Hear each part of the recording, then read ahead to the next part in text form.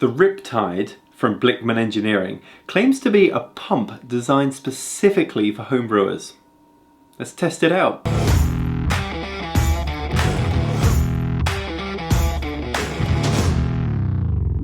Hi, I'm Martin Keane, and on this channel, Homebrew How To, we cover brew days and tips.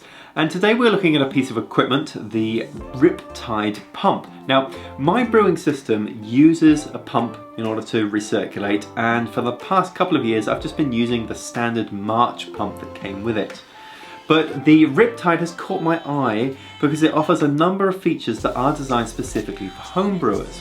Now we're going to take a look at all the parts that make up the RipTide, but first of all let me address the shortcomings with my existing pump, and then we'll see how the RipTide is able to address them or not. So there are three areas that I would like to see improved over my existing pump. The first one is cleanliness, the ability to be able to disassemble and clean out the pump. Now my March pump I've had for 2 years now, and I've got to be honest, I haven't really completely disassembled it and cleaned it a whole lot. Well, hardly ever. Never. Okay, never. I have never taken that thing apart. It looks really intimidating. There's like screws and then you've got to pull stuff off, and honestly if I did that I'm not sure I would ever get that thing back together again. So the way I clean that pump is I run PBW through it to circulate it, but I've never taken the components apart and washed them or anything like that.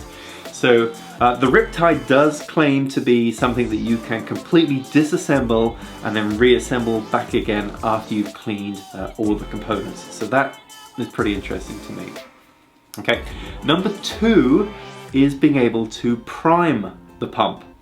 My March pump does not have any sort of priming capability, so when I get air in the silicone tubing that is connected to everything, the only way I can really get rid of it is to turn the pump on and off and on and off and cycle back and forth until all the bubbles kind of come back out, and then I'm able to circulate. The RipTide does come with a valve so I can prime the pump, so that's also something I'm pretty interested in trying.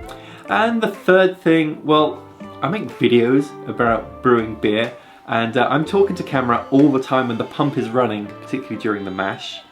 So if the pump were just a little bit quieter, that would be great. There would be less noise coming onto the video. The March pump is not like deafeningly loud by any stretch of the imagination, but I have read that the RipTide is supposed to be one of the quietest pumps out there, so that's number three.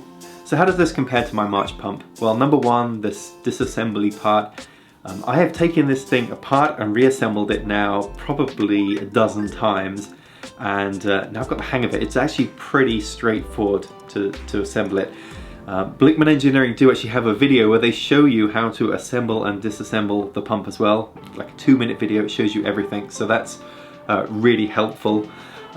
So I think there is a chance that I might actually give this a proper clean in between uses because it is so easy to disassemble. Now, requirement 2, priming. Yeah, this is great. So the way that this works is once you open up the kettle to let water into the pump, there's probably some air in that line, and you can just pull on the valve until the air is removed. When the valve starts squirting out water, you know that you've got water all the way into the pump. At that point, you can open that valve up and then recirculate. So I have been able to start my pump without this whole big priming issue anymore, of having to start it and stop it, cycling on and off to get the bubbles out. So that is another very nice improvement. And then how about the noise? Well, I'm gonna let you judge this yourself. Here is the March pump, and here is the RipTide. March pump, RipTide. So this RipTide seems to be checking all the boxes for me. I can disassemble to clean it, and I must clean it more frequently now. I've got no excuses. I can prime it, and it runs a bit quieter too. So for me, I think this is a win.